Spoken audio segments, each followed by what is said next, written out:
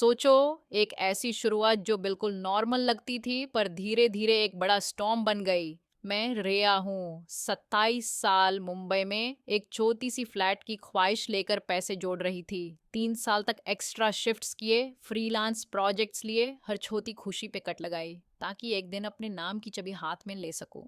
घर typical middle class था, माँ पापा और मेरा भाई अर्जुन। अर्जुन हमेशा से चार्मिंग, थोड़ा फिल्मी, जिसकी बातें सबको पसंद आती पर जिसकी फाइनेंशियल रिस्पॉन्सिबिलिटी कम थी। मैं हमेशा से प्लानिंग वाली, फ्यूचर को मैप करने वाली, हर एक्सपेंस का हिसाब रखने वाली। मैंने अपनी पासबुक और चेक बुक ड्रॉर में रखी क्योंकि घर सेफ था और मैं सोचती थी कि घर से ज़्यादा सेफ कोई जगह नहीं। फिर एक वेंसडे को ऑफिस में काम करते हुए बैंक का एसएमएस आया, a withdrawal of 250,000 has been made from your account. पहले लगा टेक्निकल ग्लिच, फिर बैंक कंफर्म हुआ कि चेक से विड्रॉवल हुआ और सिग्नेचर मेरा था। और जब मैं घर दौड़ी तो ड्रॉर में 3 चेक पेजेस मिसिंग थे। इनिशियल शॉक से ज़्यादा बिट्रेयल का दार्ड था, क्योंकि ये पैसे मेरे लिए सिर्फ रुपए नहीं थे, ये मेरी मेहनत थी, मेरी इंडिपेंडेंस थी। पहले मैंने पेरेंट्स को पूछा पर उनका रिएक्शन था टिपिकल, बेटा गलती हो गई होगी, सब ठीक हो जाएगा। और जब अर्जुन रात को आया, मैंने सीधा पूछा तो पहले वो इनोसेंस प्ले करने लगा। फिर जब और ट्रांजैक्शन अलर्ट्स आए, दूसरा विड्रॉवल, 3,000, तब उसका मास्क गिर गया। जब मैंने उससे सीधा पूछा पैसा कहाँ गया, तो उसने बिना श्रेड ऑफ रिमोर्स के बोला कि वो अनाया के लिए ग्रैंड प्रपोजल प्लान कर रहा है, परफेक्ट होना चाहिए। और इस बात पे मेरा दिल टूट गया, क्योंकि मेरे सालों के सैक्रिफाइसेस किसी रोमांटिक मोमेंट के प्रॉप्स बन गए। मैं गुस्से, दर्द और डिसबिलीफ के बीच 48 घंटे का अल्टीमेटम देकर सोच रही थी, और उसने हंस के बोला, तू कुछ नहीं करेगी, जिसने मेरा डिसीजन और मजबूत कर दिया। एक रात में ने सोचा कि अगर वो ओपनली कन्फेस नहीं करेगा तो मुझे सिचुएशन को पब्लिकली रिवील करना पड़ेगा ताकि उसे अकाउंटेबिलिटी समझ आए। उसके बाद मैंने थोड़ा क्वाइट इन्वेस्टिगेशन किया, बैंक अलर्ट सेव किए, चेक बुक के एम्प्टी पेजेस फोटोग्राफ किए और सोशल मीडिया पे थोड़ा ऑब्जर्व करना स्टार्ट किया, क्योंकि अर्जुन का प्लान शायद किसी वीकेंड पे एग्जीक्यूट होने वाला था। फिर इंस्टाग्राम पे अनाया का स्टोरी मिली, can't you wait for the big Saturday night, Arjun is planning something special. और उसी पल मेरा डिसीजन फाइनल हुआ। सैटरडे का वेन्यू बंद्रा का एक रूफटॉप रेस्टोरेंट था। Fairy lights, flower arches, rose petals, एक वायोलिनिस्ट जो राब्ता प्ले कर रहा था और एक ह्यूज एलईडी बोर्ड जिसमें लिखा था, will you marry me Anaya. लोग एक्साइटेड थे, फैमिली गैदर्ड थे, अर्जुन हीरो मोड में था और मैं स्टेज पे जाने से पहले एक डीप ब्रेथ ली। जब मैं वेन्यू में एंट्री ली, सब लोग मुझे कंफ्यूज लुक से देखे। अर्जुन का फेस, जिसे पहले प्राउडी स्माइल थी, अब पैनिक और एरोगेंस मिक्स हो गया। एमसी स्टेज पे था, म्यूजिक स्लो हुआ और मैं बिना किसी ड्रामा के डायरेक्टली स्टेज के बीच गई। मैं उठाया और बोला, प्रपोजल से पहले एक इंपॉर्टेंट अनाउंसमेंट है। और जिस सेकंड मैंने वो लाइन बोली, पूरा हॉल फ्रीज हो गया। मैंने फ़ोन दिखाया, bank notifications, transaction screenshots, cheque book के वो ब्लैंक पेजेस जिसे सिग्नेचर मिसिंग था, सब प्रूफ साफ सफाई के साथ प्रेजेंट किया। क्राउड के बीच से गास्प आवाज़ें आई। अनया का चेहरा पाले हो गया, उसके पेरेंट्स कंफ्यूज और हर्ट हुए, और अर्जुन का एक्सप्रेशन जो पहले हीरो वाला था वो एकदम पहले विलन में बदल गया। उसने जस्टिफिकेशन देने की कोशिश की, मैं तुम्हारे लिए किया। पर अनाया ने सीधा पूछा, अगर तुम अपनी बहन से चोरी कर सकते हो तो मुझे कैसे ट्रस्ट करूं। और उसकी बात ने पूरे इवेंट का मूड किल कर दिया। कोई म्यूजिक नहीं, सिर्फ ऑकवर्ड साइलेंस। कुछ लोग विस्पर करने लगे, कुछ गेस्ट्स क्वाइटली एग्जिट कर गए और अर्जुन बिना किसी कॉन्फ्रंटेशन के वहां से भाग गया। उस रात घर वापस आना इजी नहीं था। पेरेंट्स का फेस शेम्ड और एंग्री। घर में पहले जो लाइट हसल थी वो हैवी साइलेंस में चेंज हो गई। अगले दिन अर्जुन ने ह्यूमिलिएशन के प्रेशर में सारा पैसा वापस ट्रांसफर कर दिया, पर पैसा वापस आने से रिस्पेक्ट और ट्रस्ट वापस नहीं आई। मेरे लिए वो मोमेंट सिंबल था, मैंने अपने सपने का एक मेजर हर्डल क्रॉस किया, लेकिन रिलेशनशिप का लैंडस्केप परमानेंटली चेंज हो गया। उस दिन से मैं इमोशनली और फाइनेंशियली ज़्यादा अलर्ट हो गई। अपनी पासबुक सिक्योर की, ऑनलाइन अलर्ट्स ऑन रखे और फैमिली के साथ क्लियर फाइनेंशियल बाउंड्रीज सेट की। कुछ महीने बाद जब मैंने अपना फ्लैट बुक किया, चाबी हाथ में लेकर, जो फीलिंग आई वो प्राइसलेस थी। यह एक साइलेंट विक्ट्री थी, एक प्रूफ कि मेरा स्टैंड जस्टिफाई था। और अनाया ने मुझे पर्सनल मैसेज भेजा, तुमने मुझे सच बताया, थैंक यू। और वो मैसेज मेरे फ़ोन में सेव्ड है, जैसे एक रिमाइंडर कि कभी कभी सच बोलना किसी और की ज़िंदगी बचाता है। लेकिन सिर्फ पब्लिक एक्सपोजर ही सोल्यूशन नहीं होता। मैं आज भी सजेस्ट करती हूँ कि सब प्रूफ प्रिजर्व करो, बैंक को रिटन कंप्लेंट फाइल करो और लीगल एडवाइस लेने से पहले पब्लिक रिवील ना करो, क्योंकि हर सिचुएशन डिफरेंट होती है। रिकवरी पाथ टफ था, अर्जुन ने अपॉलॉजी दी, बट अपॉलॉजी से ज़्यादा ज़रूरी था कंसिस्टेंट बिहेवियर चेंज, और मैंने इंसिस्ट किया कि वो प्रोफेशनल हेल्प ले और फाइनेंशियल डिसिप्लिन सीखे। रिलेशनशिप अब एक पोलाइट डिस्टेंस पे था, हम लोग फैमिली हैं, पर वो ओल्ड इजी कंफर्ट वापस नहीं आया। और इस पार्ट में बचपन के कुछ छोटे छोटे फ्लैशबैक्स भी इंक्लूड करने का मन है। वो सुबह जब माँ पराठा पैक करते, अर्जुन मेरे क्रेयॉन्स चुरा लेता, दोनों स्कूल के लिए स्कूटर पे रेस करते, लेकिन उस इनोसेंस के पीछे एक एंटाइटलमेंट भी ग्रेजुअली ग्रो कर रहा था। अर्जुन की चार्म एक ऐसी चीज थी जिसे लोग फॉरगिव कर देते थे, पर उस चार्म के पीछे रिस्पॉन्सिबिलिटी की कमी एक दिन बड़ी प्रॉब्लम बन गई। ये पहला पार्ट खत्म नहीं हुआ जितना थिएट्रिकली लग रहा है, बल्कि ये एक फाउंडेशन था उस टेंशन का जो आगे और डीप होगा, क्योंकि बिट्रेयल ने एक जगह से बर्न कर दिया था, ट्रस्ट और रिस्पेक्ट की फाउंडेशन। और मैं उस फाउंडेशन को दोबारा बिल्ड करने के लिए रेडी थी, लेकिन इस बार स्ट्रॉन्ग बाउंड्रीज के साथ। अब आगे का पार्ट बताएगा कैसे मैंने पब्लिकली एक्सपोज करने के बाद फैमिली फॉल आउट को हैंडल किया, कैसे अर्जुन की लाइफ और मेरी लाइफ दोनों ट्रांसफॉर्म हुए, और कैसे मैंने अपने लिए स्टैंड लिया जिससे मेरी आइडेंटिटी और स्ट्रॉन्गर बनी। और फिर उस इंसिडेंट के बाद जो वीक्स और मंथ्स आए, उन्होंने एक स्लो मोशन रियलिटी दिखाई। शुरुआत में तो सब कुछ कैओटिक था, रिलेटिव्स कॉल्स, फैमिली मीटिंग्स और अनकंफर्टेबल साइलेंसेस का टाइम आया। पेरेंट्स ने पहले अटेम्प्ट किया था to put things under the carpet, क्योंकि सोशल इमेज और फैमिली रेपुटेशन उनके लिए इम्पॉर्टेंट थे।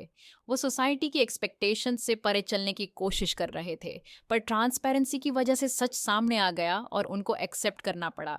घर का डाइनिंग टेबल जहाँ पहले गॉसिप और लाफ होता था, अब वहाँ टफ कॉन्वर्जेशंस चलने लगे। How could he do this, और why didn't you tell us earlier type के क्वेश्चंस खड़े हुए। मैंने अपने आप को इमोशनली रेडी किया। पब्लिक रिवील के बाद मुझे बार बार जस्टिफाई करना पड़ा अपने एक्शंस को, क्योंकि कुछ लोग सोच रहे थे कि एक्सपोजर अननेसेसरी था। पर जब अनाया ने पब्लिकली मैसेज करके थैंक्स कहा और उसने अपने ओन फैमिली को ट्रूथ बताया, तो ज़्यादा लोग समझने लगे कि मेरा मोटिव सिर्फ रिवेंज नहीं था, पर अकाउंटेबिलिटी लाना था। इस पार्ट में मैंने अपने मेंटल हेल्थ पे भी काम किया, थेरेपिस्ट के साथ सेशंस लिए, क्योंकि बिट्रेयल का साइकोलॉजिकल इम्पैक्ट हैवी होता है। मैंने जर्नलिंग स्टार्ट की, हर इमोशन नोट किया और प्लानिंग और गोल सेटिंग से अपने आगे का रोड मैप बनाया। अर्जुन ने पहले डिफेंसिव रुके, फिर स्लोली रियलाइज़ करने लगा कि उसकी एक्शंस ने सिर्फ मुझे ही नहीं, बल्कि उसकी खुद की क्रेडिबिलिटी को भी डैमेज किया।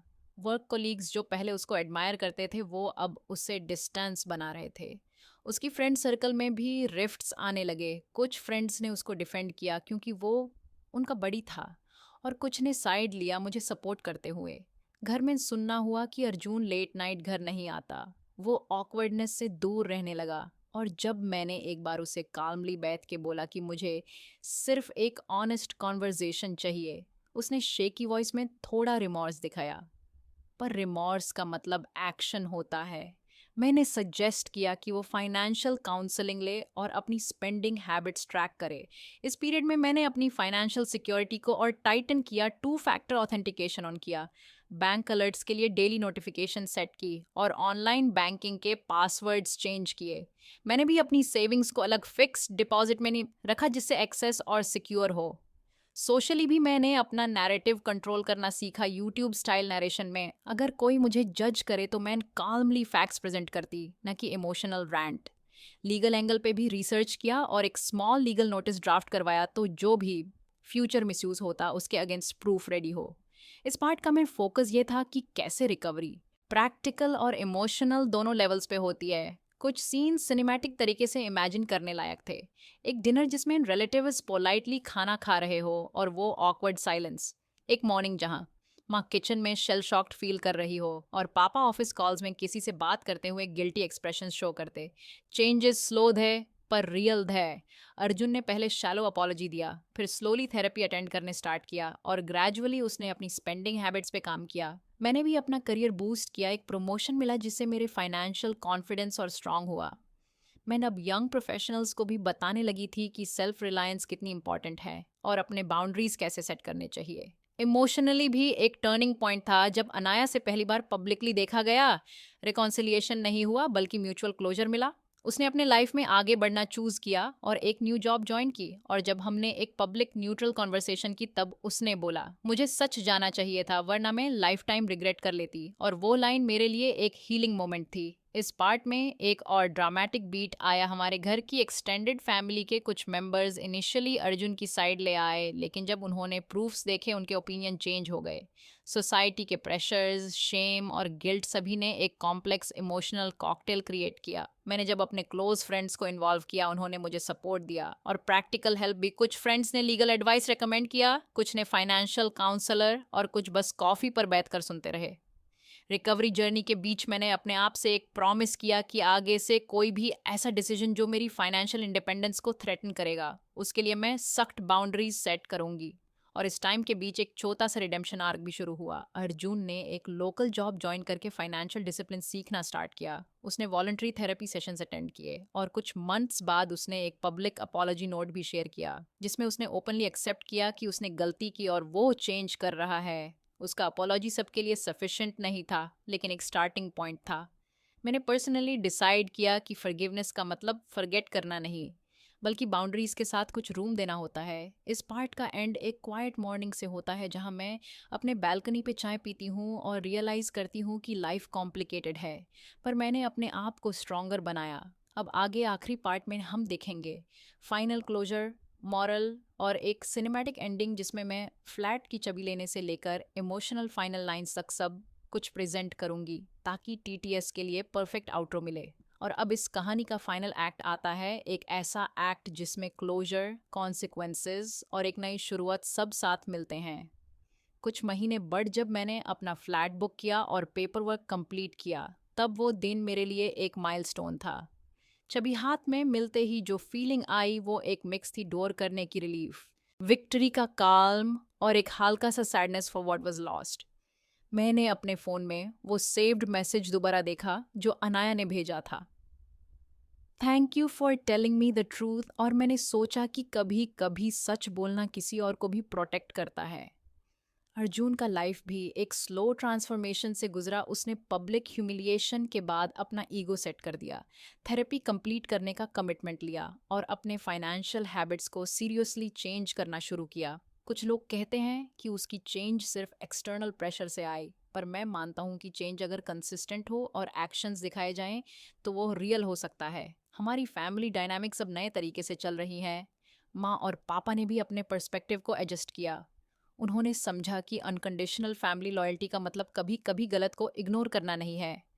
मैंने अपने आप को एक न्यू आइडेंटिटी दी। मैं सिर्फ एक सिस्टर नहीं, एक इंडिपेंडेंट वुमन बन के उतरी जिन्होंने अपने लिए स्टैंड लिया। मैंने अपने लर्निंग्स को पब्लिक टॉक्स और स्मॉल कम्युनिटी ग्रुप्स में शेयर करना स्टार्ट किया, ताकि और लोग जो सिमिलर बिट्रेयल से गुजरे हो उनको पता चले कि बाउंड्रीज सेट करना वीकनेस नहीं। लीगल और प्रैक्टिकल टिप्स भी मैंने शेयर किए, प्रूफ कैसे प्रिजर्व करें, बैंक कंप्लेंट्स कैसे फाइल करें और सेफ्टी मेजर्स जैसे 2 फैक्टर ऑथेंटिकेशन और सेपरेट इमरजेंसी फंड रखना। और फिर एक सिनेमैटिक स्मॉल सीन याद आता है, एक इवनिंग जब अर्जुन और मैं साइलेंटली कॉफ़ी पे बैठे थे। उसने शेकिली बोला, आई एम सॉरी, और मैंने रिस्पॉन्ड किया, सॉरी एक्सेप्ट करना ईजी है, पर ट्रस्ट वापस बनाना टाइम लेगा। और हम दोनों ने एक पोलाइट डिस्टेंस डिसाइड किया। इस पोलाइट डिस्टेंस में ना दुश्मनी थी ना पूरा क्लोजनेस, बस एक मैच्योर्ड अंडरस्टैंडिंग। हम फैमिली थे, पर कुछ बाउंड्रीज अब परमानेंट थे। फाइनल मॉरल जो मैं टीटीएस में बोल्ड वॉइस में डिलीवर करना चाहती हूँ वो ये है, ब्लड रिलेशन आपको रिलेटिव बनाता है, पर रिस्पेक्ट ही आपको फैमिली बनाता है। और अगर कोई आपकी मेहनत चुरा ले तो चुप रहना वीकनेस नहीं, बल्कि अपने लिए स्टैंड लेना सेल्फ रिस्पेक्ट है। जब मैं अपनी फ्लैट की बालकनी से सिटी लाइट्स देखते हुए लास्ट लाइन बोलती हूँ, मैं कहती हूँ मैंने पैसे वापस लिए, पर सबसे इम्पॉर्टेंट चीज़ वापस लिया, अपनी लाइफ का कंट्रोल।